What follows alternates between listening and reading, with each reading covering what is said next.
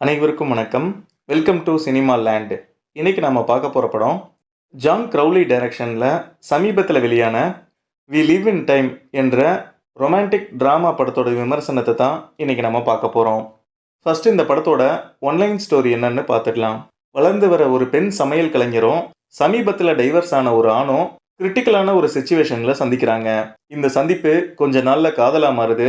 பல ups and downs கலந்திருக்க இவங்க காதல் பயணத்தை பற்றி சொல்வது தான் வி லிவ் இன் டைம் படத்தோட மொத்த கதை.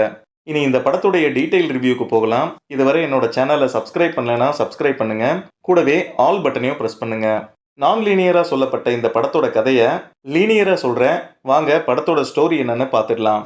வீட்டா பிக்ஸ் என்ற பிஸ்கட் கம்பெனியில் வேலை பார்க்குற டோபியஸ் இந்த படத்தோட ஹீரோ. ஒரு ஜெர்மன் ஸ்டைல் ரெஸ்டாரண்ட்டில் செஃபாக வேலை பார்க்குற ஆல்மட் இந்த படத்தோட ஹீரோயின். டைவர்ஸ் பேப்பரில் சைன் பண்ணுறதுக்காக பேனா வாங்க போய்கிட்டு இருந்த நம்ம ஹீரோ டோபிஸ் மேலே காரில் வர்ற நம்ம ஹீரோயின் ஆல்மட் தெரியாமல் மோதிட்டாங்க. அடிபட்ட நம்ம ஹீரோவை ஹாஸ்பிட்டலில் அட்மிட் பண்ணி பார்த்துக்கிட்ட நம்ம ஹீரோவும் சில சின்ன சின்ன சண்டைகளுக்கு பிறகு நல்ல காதலர்களாக ஆகுறாங்க. ஒரு கட்டத்தில் நம்ம ஹீரோயினுக்கு கர்ப்பப்பையில் கேன்சர் இருக்கிறது தெரிய வருது. உடனே ஆப்ரேட் பண்ணி கர்ப்பப்பையை ரிமூவ் பண்ணோன்னு டாக்டர் சஜஸ்ட் பண்ணுறாங்க. ஹீரோயின் முழுசாக க்யூர் ஆகுறது தான் ஹீரோவோட விருப்பம் என்றாலும் ஒரு குழந்தையை பெற்றெடுக்க நம்ம ஹீரோயின் ரொம்பவே ஆசைப்படுறாங்க. கேன்சர் ட்ரீட்மெண்ட் கூடவே பல கட்ட முயற்சிக்கு பிறகு கர்ப்பமடைகிற நம்ம ஹீரோயின் மீண்டும் ஒரு பெரிய போராட்டத்துக்கு பிறகு அழகான ஒரு பெண் குழந்தையை பெற்றெடுக்கிறாங்க. 3 வருஷங்கள் கடந்து போகுது. வேலைக்கு போயிட்டு இருந்த நம்ம ஹீரோயின் சொந்தமாக ஹோட்டல் ஆரம்பிச்சாச்சு.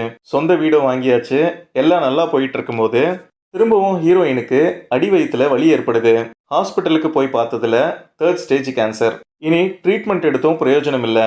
6லிருந்து 8 மாதம் வரை தான் நம்ம ஹீரோயின் உயிரோடு இருப்பாங்கன்னு டாக்டர் சொன்ன பிறகு மீதமுள்ள டைமை ஹாஸ்பிட்டல் ட்ரீட்மெண்ட்டுன்னு செலவழிக்க போகிறாங்களா இல்லை பிடிச்ச விஷயங்களா செஞ்சு அற்புதமான டைமாக அதை மாற்ற போகிறாங்களா என்ற 2 சாய்ஸில் எதை தேர்ந்தெடுத்தாங்க என்பது தான் வி லிவ் இன் டைம் படத்தோட மீதி கதை. இனி இந்த படத்தில் எனக்கு பிடிச்ச விஷயம், பிடிச்ச சீன்ஸ் எல்லாம் என்னென்னு சொல்கிறேன். நான் லீனியராக சொல்லப்பட்ட ஒரு எமோஷ்னல் காதல் கதை தான் இந்த படம். ஒருவேளை இந்த படத்தை லீனியராக நரேட் பண்ணியிருந்தாங்கன்னா சாதாரண ஒரு படமாக தான் இந்த படம் நமக்கு தெரிஞ்சிருக்கும். ஸ்க்ரீன் பிளே நான் லீனியராக இருந்தது தான் இந்த படத்தோட அழகே.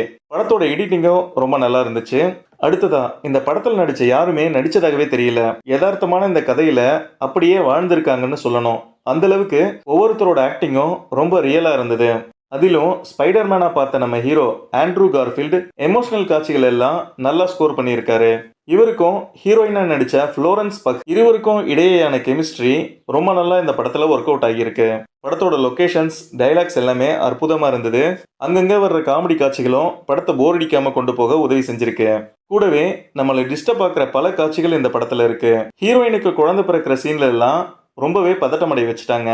அதோட பல அடல்ட் கண்டென்ட் காட்சிகளும் இந்த படத்தில் இருக்கு. மொத்தத்தில் நல்ல படம், பார்த்து என்ஜாய் பண்ணுங்க. மீண்டும் ஒரு நல்ல படத்தோடு உங்களை நான் சந்திக்கிறேன். இந்த வீடியோ உங்களுக்கு பிடிச்சிருந்தா லைக் பண்ணுங்க. மறக்காம என்னுடைய சேனலை சப்ஸ்கிரைப் பண்ணுங்க. நன்றி, வணக்கம்.